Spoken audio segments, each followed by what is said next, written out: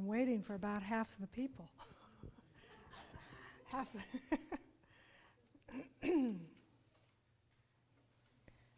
Were there any programs left? Who was handing them out for me? They're still outside. Okay. They're still outside. Okay.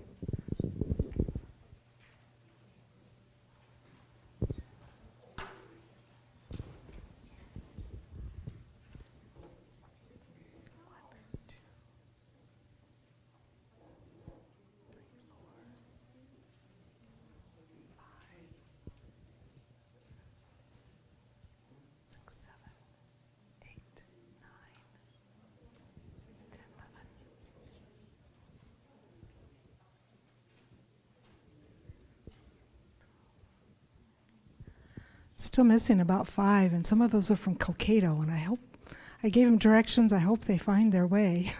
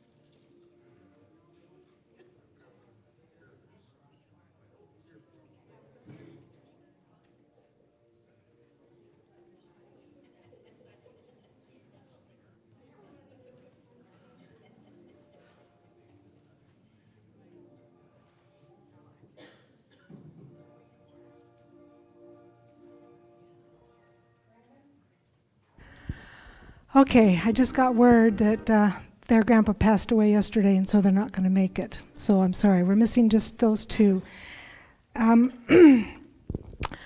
Thank you for being here today, for supporting your children and friends, grandchildren, cousins, whoever else, for their study of music. To make things go smoothly, I would like for this to have the students come. This first chair right here that Brooke is in will be for the student who plays next. For instance, when I say it's time to go, Brooke will go up to the piano, Kate will in that chair, and when she goes to the piano, the next person come to that chair. That way it'll go fairly quickly, and we're not standing waiting for somebody to come from the back of the room, okay? All right, and due to some narration changes that I made as I was working on this, there's also some changes in the programming. Tara Siltala is going to be after Olivia. Gretchen Matala is one of the ones that won't be here, and I'm really sorry because she had such a pretty song. And Hannah Matala also will not be here. So then Peyton, you would be after Grace Nolan. But Tara will be after Olivia, and that's the switch we have. Also, I have to confess to one misspelling in the program. The title for the next to last song, the Neapolitan song, should be N-E-A instead of N-E-O. Okay? So, if Brooke will come to the piano and Kate sit in that first chair, we're ready to begin. Many years ago, when I was young, my parents bought a record of Tchaikovsky's 1812 Overture. I loved that piece, and I listened to it often. And later, when I was in college as a music education major, I had to do a radio program on a composer of my choice. So, of course, I chose Tchaikovsky. Tchaikovsky writes with such emotion and intense expression that people listening to his music cannot help but be moved. His music is not easy to play, whether it's for orchestra or piano.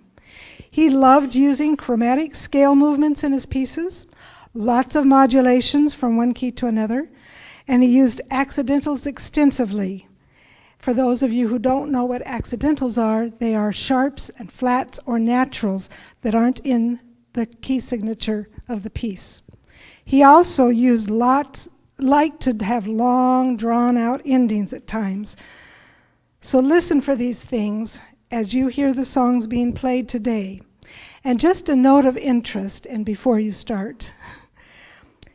Today would have been Tchaikovsky's 177th birthday. May 7 was when he was born. And I thought it was very fitting that we have his recital, the recital about him on his birthday. But we also have another birthday today that we want to celebrate before we get started. I understand one of the students' mothers has a birthday. So we're going to sing happy birthday to Jody. Ready? Everybody joining. Happy birthday to you. Happy birthday to you.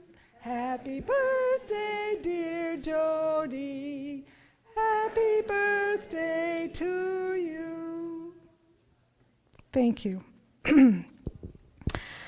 This is the story of Peter Ilyich Tchaikovsky, who was one of the most famous and most popular of all Russian composers. Tchaikovsky was born on May 7, 1840, in the small Russian town of Votkinsk. His father was a well-to-do mining engineer, and the family lived in a fine, large house where the children, 5 sons and 1 daughter, could romp about to their heart's desire. Peter, however, rarely took part in the noisy games. He was a quiet, sensitive boy who would rather play the piano or read poetry in his spare time. Sometimes he lost himself in dreams or even made up his own fairy tales. When Peter was 8 years old, the Tchaikovskys moved to St. Petersburg, and he was enrolled in a boarding school. There, he had to work hard to prepare himself for the career his father had chosen for him. Little Peter was going to be a lawyer, and many years of study lay ahead of him. Meanwhile, His love for music kept growing, and he made very rapid progress on the piano. We're going to hear March from the Nutcracker by Brooke Denler.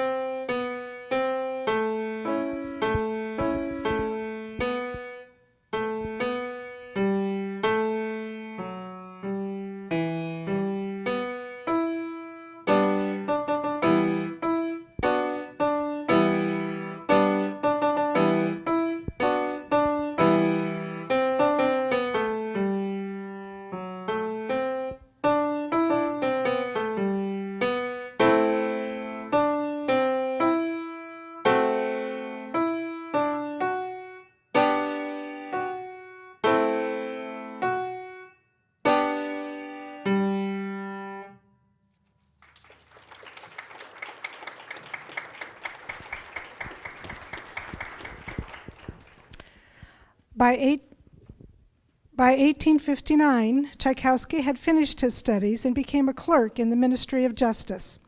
He held the post for 3 years, attending diligently to his duties, but most of his evenings were spent at concerts or at the opera house. When he heard Mozart's Don Giovanni for the first time, it made a deep and lasting impression on him. Now young Tchaikovsky knew beyond any doubt what his real destination in life was: to write great and beautiful music like the Symphony No. 5 in E minor.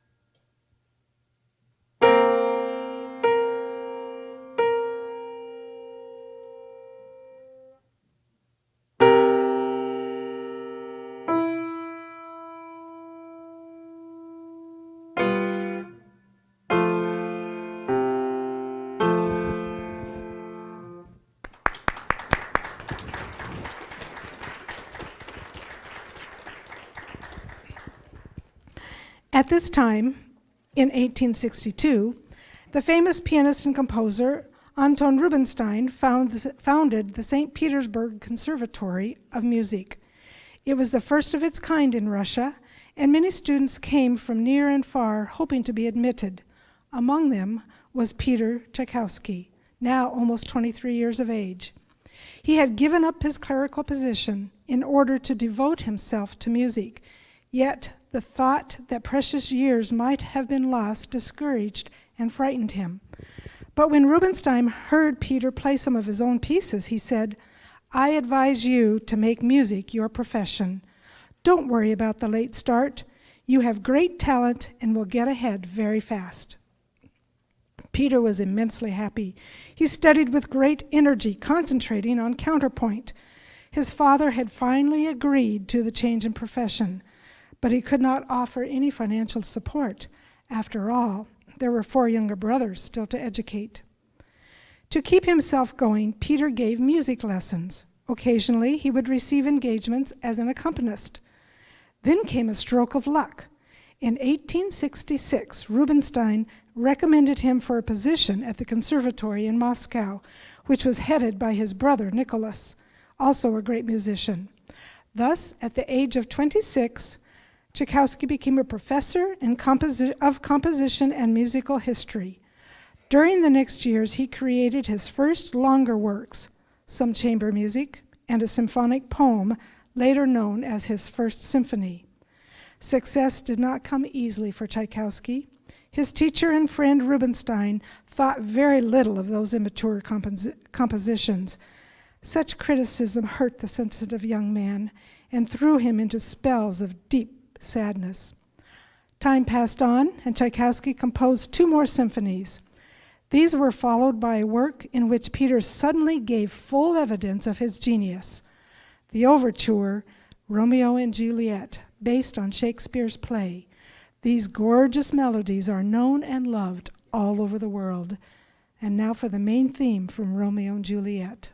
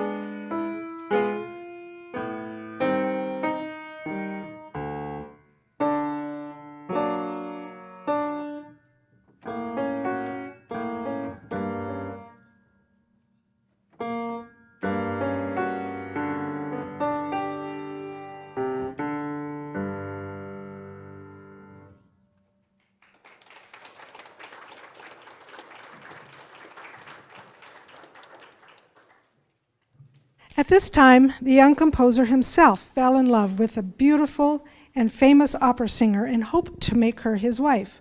She, however, broke up their romance and married another man. Tchaikovsky felt deeply saddened, and out of his grief, he created the sweet song, None But the Lonely Heart.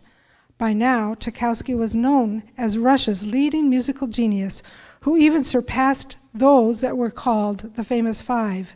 His next work, however, was destined to spread Tchaikovsky's fame far beyond the frontiers of Russia. It was the B-flat minor piano concerto. It seemed almost unbelievable that Nicholas Rubinstein rejected it as unplayable, clumsy, and vulgar. Tchaikovsky was crushed with disappointment. In a new attempt, he showed the work to a German pianist. Here he found an enthusiastic admirer, and Bülow, in a tour of America, played the concerto for the first time in Boston in 1875. Its success was sensational and has remained so ever since. The theme from the first movement of the Piano Concerto No. 1.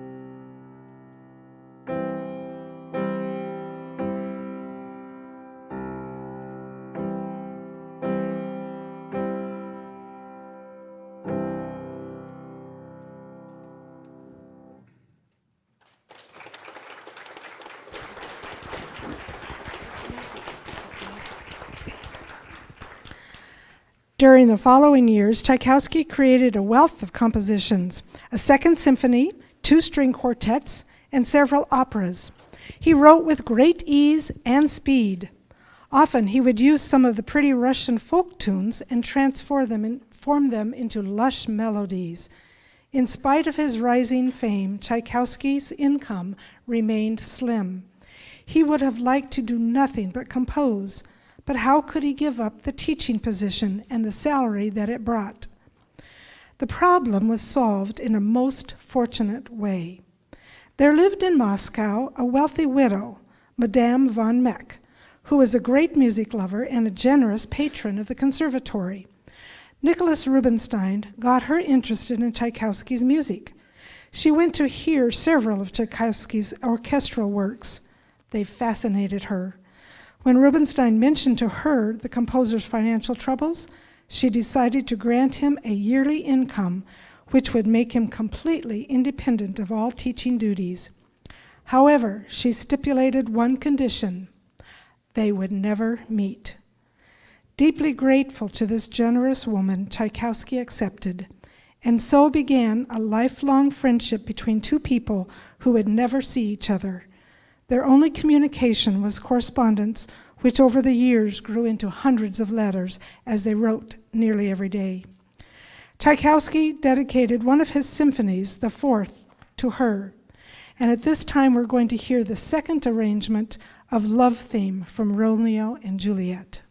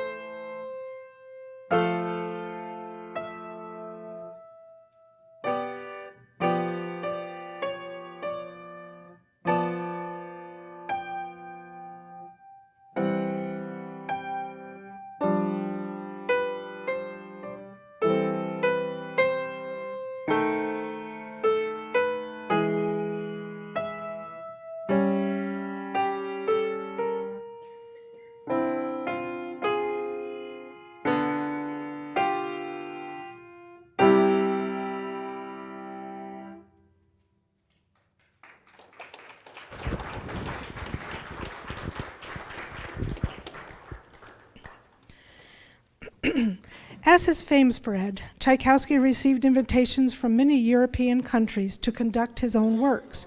He had to force himself into public appearances because, believe it or not, students, the sight of a large audience and the necessity to talk to many strangers made the shy, retiring man uncomfortable and gave him bad cases of stage fright.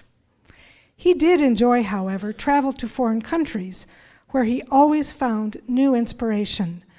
During a stay in Italy, Tchaikovsky captured its beauty in this charming piece that we will hear next, Capriccio Italien.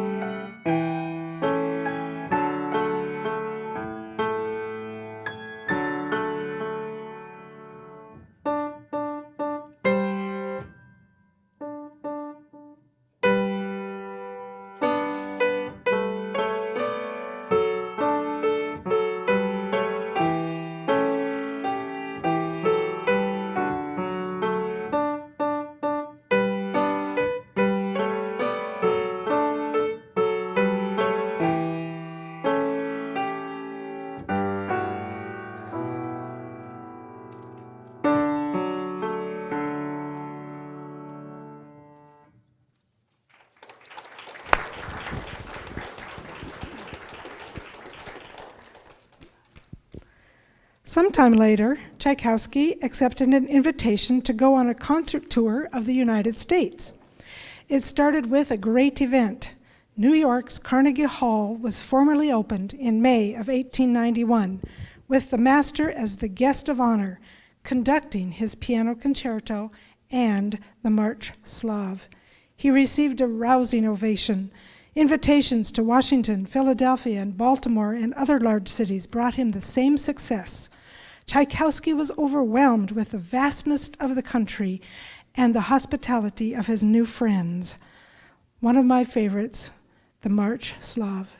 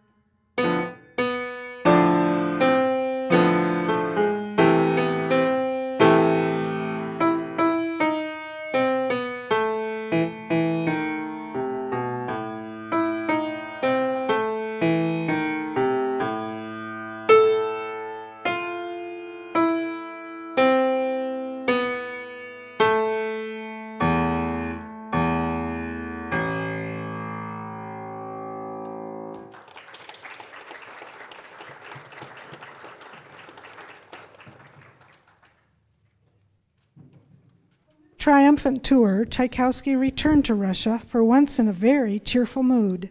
He settled down to work on a ballet commissioned by the Imperial Opera. This was something special to be enjoyed by children, and the lonely master, who had never had any family of his own, loved children dearly. For them, he wrote the happy and enchanting ballet, Nutcracker. As Peter read the fairy tale stories, the incidents of the fairy tale turned themselves into lovely melodies, starting with the festive march. Then he heard the dance of the sugar plum fairy, with her silver wand and flowing veils.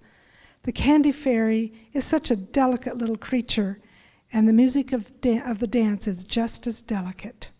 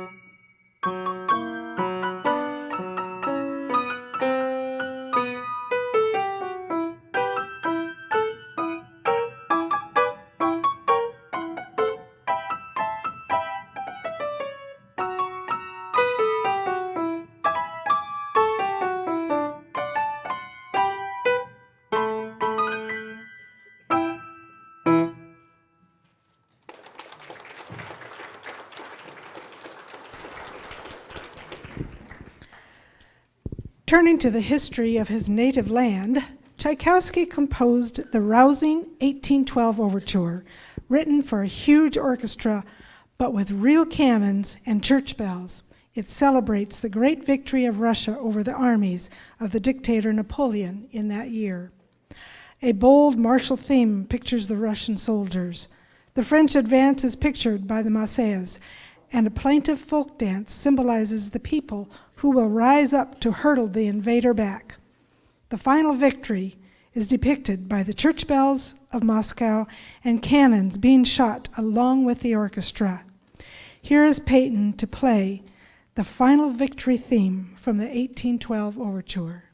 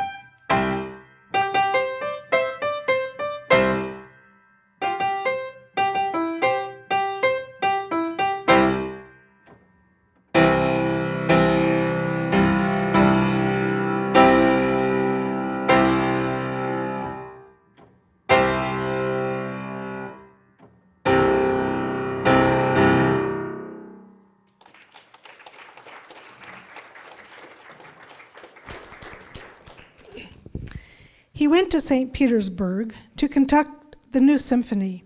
As with many of his great works, the year of 1893 found Tchaikovsky hard at work.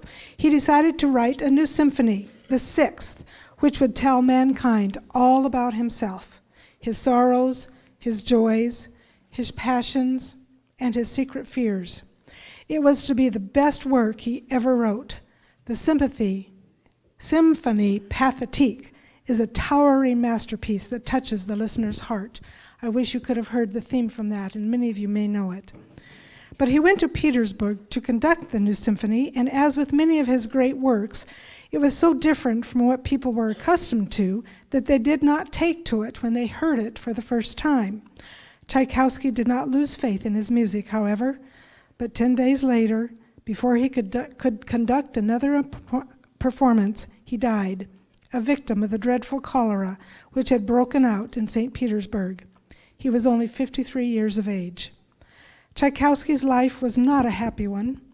Neither success nor fame, nor the love of his devoted friend could dispel the shadows of deep despair that so often overcame him. Yet the master with the troubled soul has given millions of people joy with his legacy of inspiring music. Tchaikovsky wrote all forms of music and made lasting contributions to each. His 3 ballets would alone justify his permanent place in music history. In 1876, he had completed Swan Lake. In it, he used material from a ballet he had written for his sister's children a few years before, and some other music originally composed for an earlier opera. The first performance was a failure, but it was after his death that it was successfully revived by Marius Petipa, the Swan Lake theme.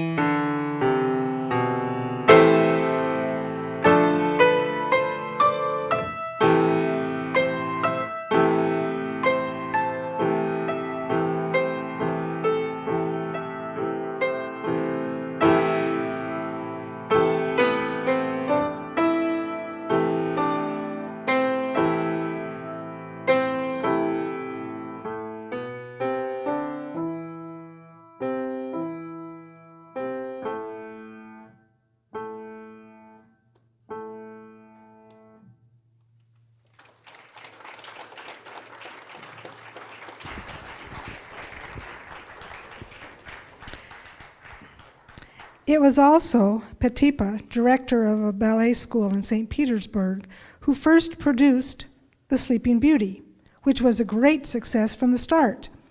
Ballet previously had not been taken seriously by other composers. It was Tchaikovsky who invented music of wonderful melodiousness, and by lavishing great care in both organization and orchestration, he changed the nature of the art of ballet. Sleeping Beauty Waltz.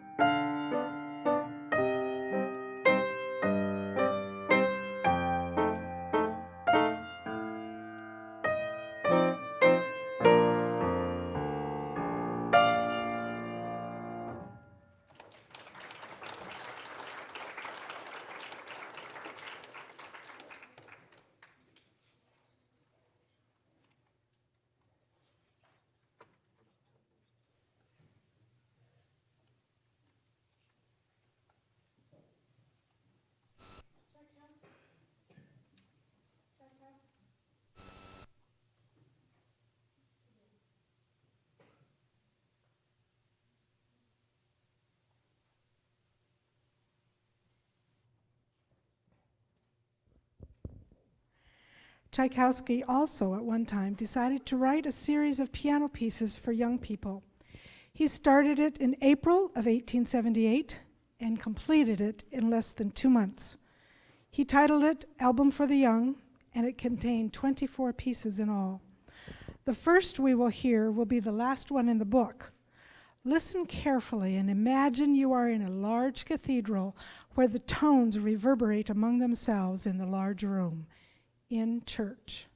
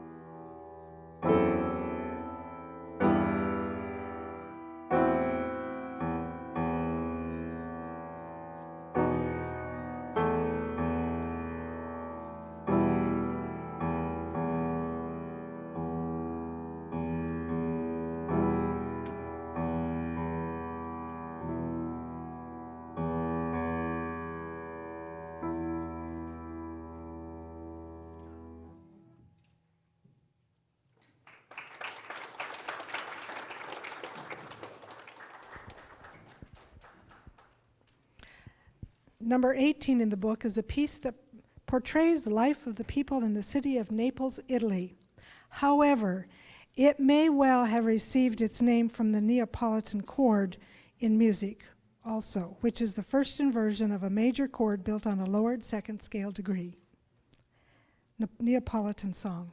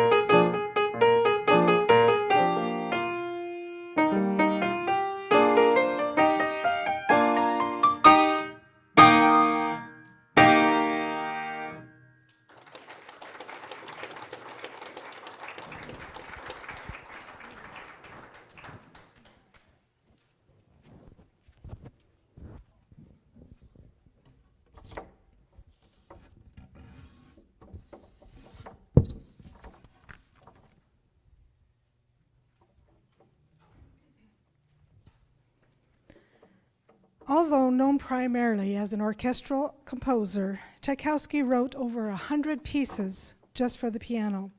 The Seasons, a suite of 12 piano pieces, one for each month of the year, was published in a monthly periodical. Recently, I came across several more of his piano pieces, some that I had never heard before. I presented a few of these to Levi, and he chose the one he liked best of the group.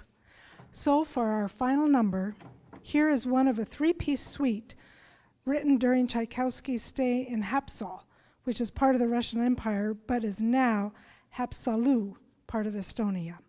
Ruins de un Château.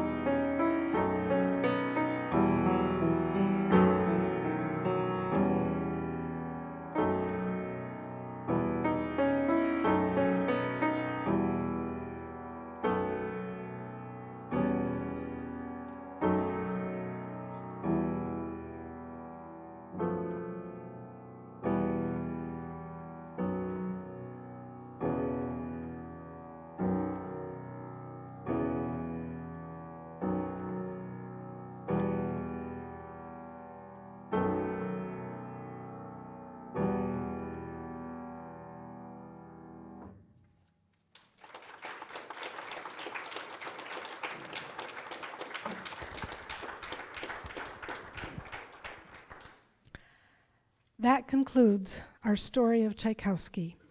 I hope you learn to love his pieces as much as I have. And thank you again for attending this program. We have a couple of just quick announcements. If there's some of you men that would be willing to help Brandon move the piano over and set back up those tables that were in front here, we need to set those back. And then there are cookies and some popsicles out in the lobby. Thank you again for attending, and thanks to all the students for your hard work.